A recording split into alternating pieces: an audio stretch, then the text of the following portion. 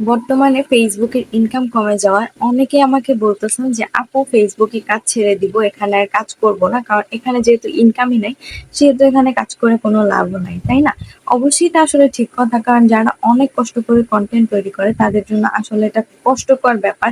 কারণ যারা আসলে কষ্ট করে কন্টেন্ট গুলো তৈরি করে বিভিন্ন জায়গায় মানে গিয়া কন্টেন্ট তৈরি করে তাদের জন্য খরচটাও পড়ে যায় বেশি, বাট ওই খরচটা তারা উঠাইতে পারে না ভিডিও থেকে। বর্তমানে আসলে এটাই হচ্ছে, কারণ আপনারা দেখতে পান যে তাদের ভিডিওতে মিলিয়ন মিলিয়ন ভিউজ আসতেছে, তাইলে আপনারা এটাই চিন্তা করবেন যে আসলে তাদেরকে হয়তো বা অনেক ইনকাম দিতেছে, বাট বিষয়টা এরকম একদমই না। তাদের মিলিয়ন ভিউজও, এখনকার মিলিয়ন ভিউজ হাইয়েস্ট আপনাকে $10 থেকে $15 দিবে, ঠিক আছে, এর বেশি না।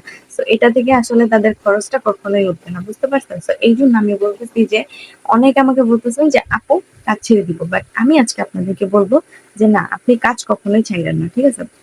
দেখেন, ফেসবুক হয়তো বা নতুন একটা মনিটাইজেশনের সেটআপ আনছে, ঠিক আছে? সেটা হচ্ছে কন্টেন্ট মনিটাইজেশনের সেটআপ। আগে আমাদের যেসব সেটআপ গুলো ছিল ওইগুলোর কিন্তু একটাও নাই। তো বলতে পারেন যে মনিটাইজেশনের ক্ষেত্রে বড়সড় একটা আপডেট কিন্তু এই কন্টেন্ট মনিটাইজেশনটা আনছে ফেসবুক, ঠিক আছে? সো এখন এই টাইমে বিভিন্ন আপডেটের জন্য এই যে আপডেট গুলো চলতেছে, এর কারণেও কিন্তু আমাদের ইনকামটা কম হইতে পারে বা বিভিন্ন কারণে কম হইতে পারে, যাই হোক।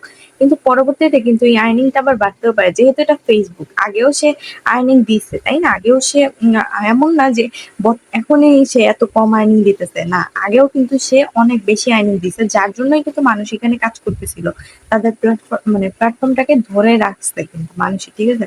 কিন্তু এখন আপনি যদি কাজ ছেড়ে দেন তাইলে আসলে এটা আপনার জন্য বোকামি হবে, কারণ ফেসবুক কিন্তু নির্দিষ্টভাবে বা সরাসরি কিছু জানাই নাই যে ইনকামটা কেন বন্ধ হয়েছে, ঠিক আছে, বা ইনকাম কেন কমে গেছে, এটা কিন্তু আসলে বলেনি ফেসবুক।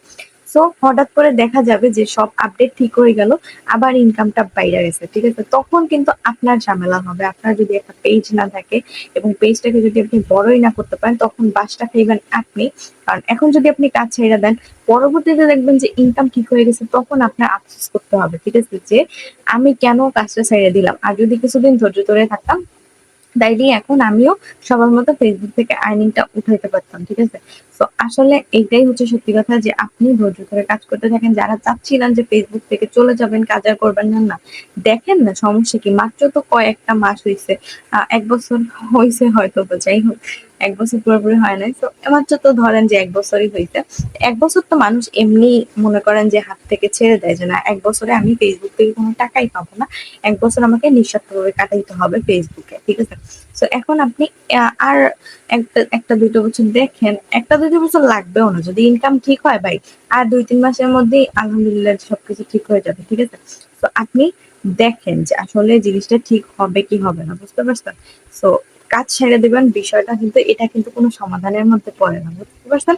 তো যাই হোক, আজকের ভিডিওটা ছিল এই পর্যন্তই। সবাই ধৈর্য ধরে কাজ করতে থাকেন, এই ইনশাল্লাহ ইনকাম ঠিক হয়েও যাইতে পারে, তাই না? বা অন্য কিছু ভালো তো হইতে পারে। সো আল্লাহ হাফেজ সবাইকে ভিডিওটা দেখার জন্য। দেখা হবে আপনাদের সাথে অন্য কোনো ভিডিওতে। ততক্ষণ পর্যন্ত সবাই ভালো থাকেন, সুস্থ থাকেন। আল্লাহ হাফেজ, আসসালামু আলাইকুম।